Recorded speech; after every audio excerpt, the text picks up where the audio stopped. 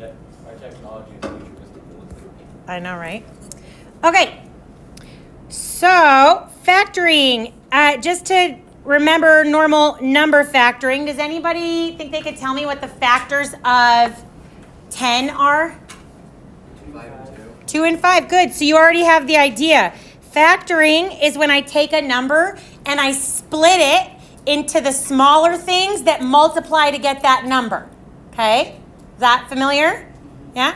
Now, we're going to learn how to do that this unit, but with polynomials. So not just numbers, but things that have letters in it as well. We're going to go real slow, okay, so that because it can be tricky.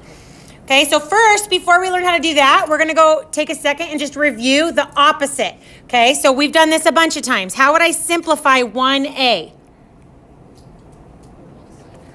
Yeah, multiply the 2 in. Distribute that 2 into everything. So I'd have 10x squared minus 6x plus 14. That's the opposite of factoring. That's distributing, right? So that's me multiplying the 2 into every piece. Okay? Sound okay? Questions? Okay, what about the next one? Look at that. X squared minus 4x. Okay?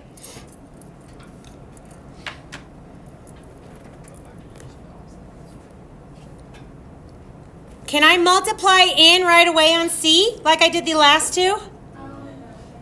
No, PEMDAS, parentheses. Look, there's some like terms in my parentheses here, right?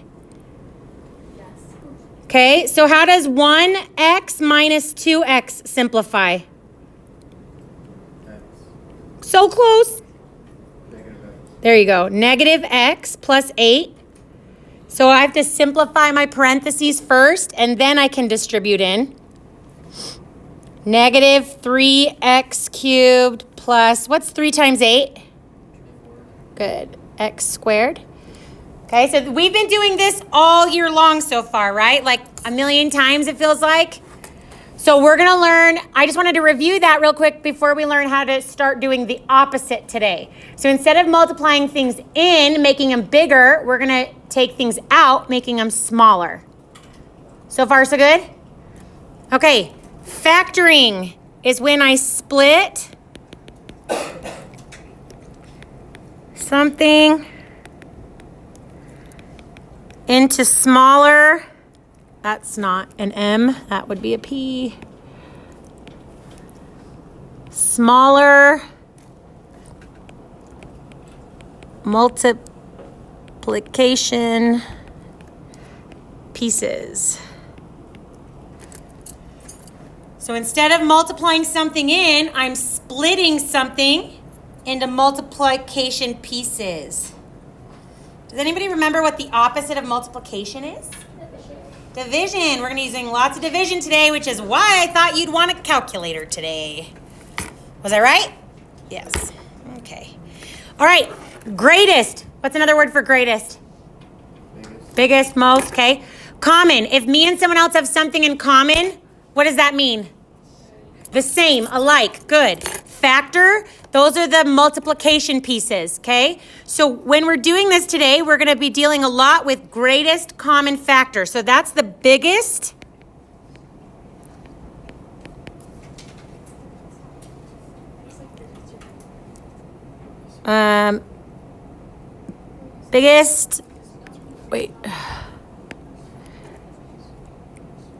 Biggest, I'll say thing, I don't know, that evenly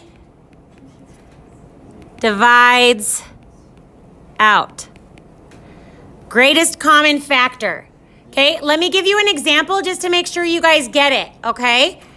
So if I have the numbers 10 and 20, is 2 a common factor between 10 and 20?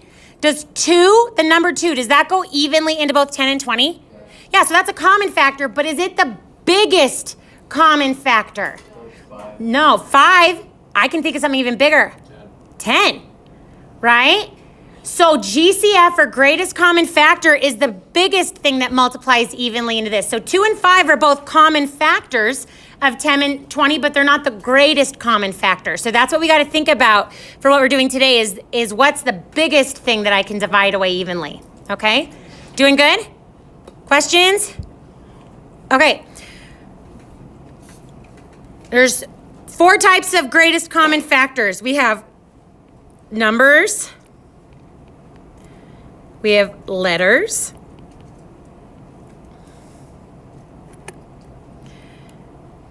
We have when there's nothing in common. And we have negatives.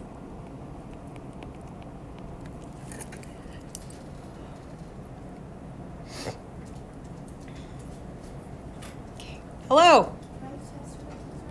Yeah, just sit somewhere over there. They're both taking the test, so you can't sit at either of their tables. And I'm assuming you don't want to sit front row center. But you can if you want, I guess. It's up to you.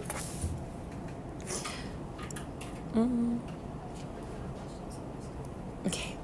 All right, good? Okay. Tell me what the GCF is on these ones. I'm in the middle of teaching, so I can't really answer. I'll just be really quick.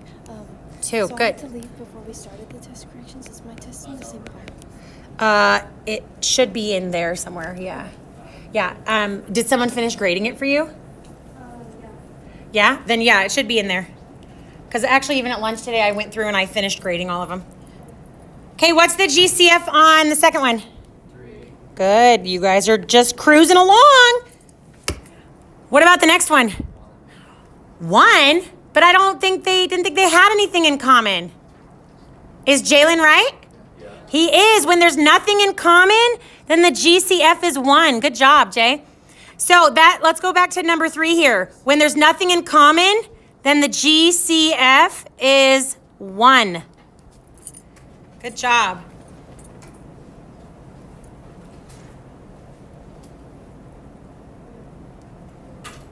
So when there's nothing in common, then you'd say the greatest common factor is 1 because 1 goes in everything. Why couldn't I say 0? Like nothing in common, it's 0. Yeah, Daniel? Oh, wait, you want me to answer the question? That would be great. Oh, wait, what was the question? Okay, let somebody else over here start answering it. Yeah, if I can't divide out by 0, anything times 0 is 0. Cassie's got it perfect. Does that make sense? Good? That's what Daniel was going to say, right? Yeah. Perfect. Okay.